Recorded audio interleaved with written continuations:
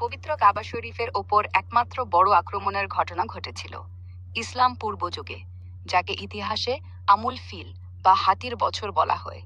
এটি ছিল এক অলৌকিক ঘটনা যা আল্লাহ তাআলা নিজেই সূরা ফিলে বর্ণনা করেছেন। চলো সুন্দর করে ধাপে ধাপে গুছিয়ে তুলে ধরি। পটভূমি: আব্রাহার ঈর্ষা ও পরিকল্পনা তৎকালীন ইয়েমেনের হাবশা পাবিসিনিয়ার অধীনে শাসক ছিলেন আব্রাহা আল আশরাম, খ্রিস্টান। তিনি সানআ শহরে একটি বিশাল, অত্যন্ত সুন্দর গির্জা নির্মাণ করেন। নাম দেন কুলাইস। উদ্দেশ্য ছিল আরব উপদ্বীপের লোকেরা আর মক্কার কাবায় হজ করবে না, বরং এই গির্জায় আসবে। কিন্তু আরবরা কাবার প্রতি এতটাই ভক্তি রাখত যে তারা গির্জায় আসেনি। এতে আব্রাহা ক্ষুব্ধ হন। কিছু বর্ণনায় আছে আরবদের কেউ কেউ গির্জায় অপবিত্রতা করে দিয়েছিল, যা তার ক্রোধ আরও বাড়িয়ে দেয়। প্রতিশোধ হিসেবে সিদ্ধান্ত নেন পবিত্র কাবা শরীফ ধ্বংস করে দেবেন, যাতে লোকেরা তার গির্জায় আসতে বাধ্য হয়। আক্রমণের প্রস্তুতি ও যাত্রা: আব্রাহা বিশাল সেনাবাহিনী গঠন করেন, প্রায় 60,000 সৈন্য। সাথে ছিল 9 থেকে 13টি বিভিন্ন বর্ণনায় যুদ্ধ হাতি। সবচেয়ে বড় হাতিটির নাম ছিল মাহমুদ, সাদা হাতি। এই বাহিনী নিয়ে ইয়েমেন থেকে মক্কার দিকে রওনা দেন। পথে বিভিন্ন আরব গোত্রে তাদের বাধা দেওয়ার চেষ্টা করল, কিন্তু আব্রাহা সবাইকে পরাজিত করে এগিয়ে গেলেন। মক্কার কাছাকাছি এসে মুগাম্মাস বা ওয়াদি মুহাশশার এলাকায় পৌঁছালেন। কুরাইশদের প্রতিক্রিয়া: তখন কুরাইশ গোত্রের নেতা ছিলেন আব্দুল মুত্তালিব, রাসূল সাল্লাল্লাহু আলাইহি সাল্লামের। আব্রাহার সেনা কুরাইশদের কিছু উট লুট করে নেয়। আব্দুল মুত্তালিব আব্রাহার কাছে গেলেন শুধু উট ফেরত চাইতে। আব্রাহা অবাক হয়ে বললেন, তুমি কাবা রক্ষার কথা বললে না? আব্দুল মুত্তালিবের বিখ্যাত উত্তর: উটের মালিক আমি, তাই উট ফেরত চাই। কাবার মালিক আল্লাহ, তিনিই রক্ষা করবেন। কুরাইশরা মক্কা ছেড়ে পাহাড়ে আশ্রয় নিলেন। যুদ্ধ করার কোনো সামর্থ্য ছিল না। অলৌকিক ঘটনা: আল্লাহর হস্তক্ষেপ।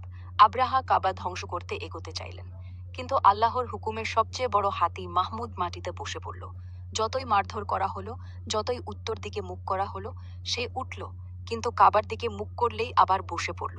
এরপর আকাশ থেকে এলো ঝাঁকে ঝাঁকে আবাবিল পাখি, এক ধরনের ছোট পাখি, দলে দলে।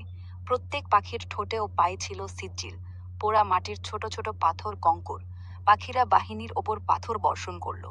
পাথর লাগতেই শরীর ফেটে যেত, যেন খড়কুটোর মতো ছিন্ন ভিন্ন হয়ে যেত। পুরো বাহিনী ধ্বংস হয়ে গেল। আব্রাহা নিজেও আহত হয়ে ইয়েমেনে ফিরে গেলেন, কিন্তু সেখানে অল্প দিনের মধ্যেই মারা গেলেন। কুরআনের বর্ণনা: সূরা ফিল। আলেম তারা কাইফা ফাআলা রাব্বুকা বিআসহাবিল ফিল আলাম ইয়াজআল কাইদাহুম ফি তাদলিলিন ওয়া আরসালা আলাইহিম তায়রান আবাবিল তারমিহিম বিহিজারাতিন মিন সিজিল ফাজআলাহুম কাআমসিফিন মাকুল। অর্থ: তুমি কি দেখোনি তোমার রব হাতিওয়ালাদের সাথে কি করেছেন? তাদের চক্রান্তকে কি তিনি ব্যর্থ করে দেননি?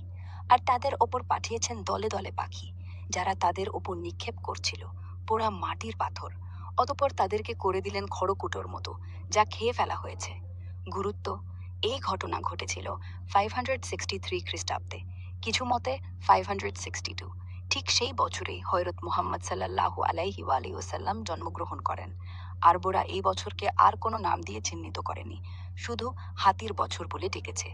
এটি প্রমাণ করে কাবা শরীফ আল্লাহর ঘর, তিনি নিজেই তার হিফাজত করেন। কোনো মানুষের শক্তি তার ক্ষতি করতে পারে না। এই ঘটনা আজও আমাদের মনে করিয়ে দেয়, আল্লাহ যাকে রক্ষা করতে চান তার জন্য পাখির ঝাঁকি যথেষ্ট, আর যে তার ঘরের বিরুদ্ধে যায় তার পরিণতি ধ্বংস। আল্লাহ আমাদের সকলকে কাবার মর্যাদা বুঝার তৌফিক দান। لبيك اللهم لبيك لبيك لا شريك لك لبيك